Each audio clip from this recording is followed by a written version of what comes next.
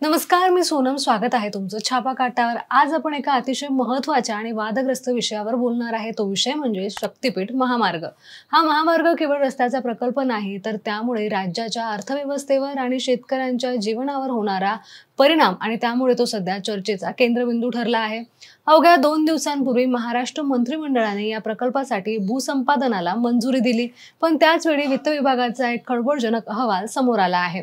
चला जाणून घेऊया या विषयाबद्दल सविस्तर माहिती.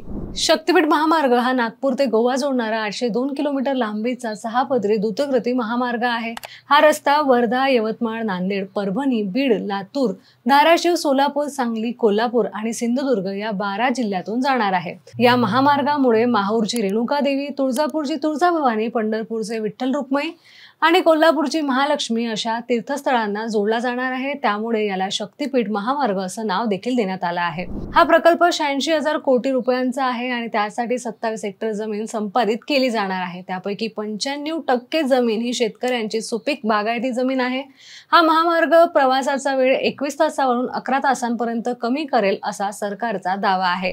पण याच प्रकल्पामुळे शेतकऱ्यांचा तीव्र विरोध आणि कर्जाचा वाढता बोजा यामुळे हा विषय गंभीर बनला आहे.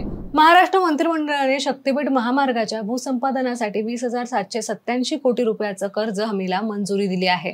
पण वित्त विभागाच्या ताज्या अहवालानुसार या प्रकल्पामुळे राज्यावर प्रचंड आर्थिक भार पडणार आहे. मार्च 2026 पर्यंत राज्याचे कर्ज 9.32 लाख कोटी रुपयांपर्यंत पोहोचेल असा अंदाज वर्तवला जात आहे.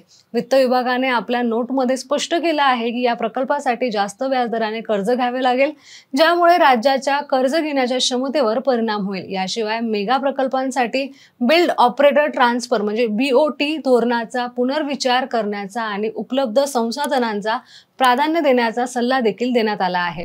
हा अहवाल आणि त्याचे टायमिंग यामुळे राजकीय वर्तुळात चांगलीच खळबळ उडाली आहे. उपमुख्यमंत्री अजित पवार यांच्या वित्त खात्याने हा अहवाल सादर केला असताना महायुती सरकारमधील नेते यावर काय भूमिका घेणार याकडेच आता सर्वांचं लक्ष लागलं आहे. शक्तीपीठ महामार्गाला 12 जिल्ह्यातील शेतकऱ्यांचा कडाडून विरोध आहे. विशेषतः कोल्हापूर आणि धाराशिव मध्ये या प्रकल्पासाठी 8,419 हेक्टर जमिनीपैकी 8,100 हेक्टर सुपीक बागायती जमीन आहे. शेतकऱ्यांचं म्हणणं आहे की हा प्रकल्प त्यांना भूमिहीन करेल आणि त्यांच्या उपजीविकेवर परिणाम करेल.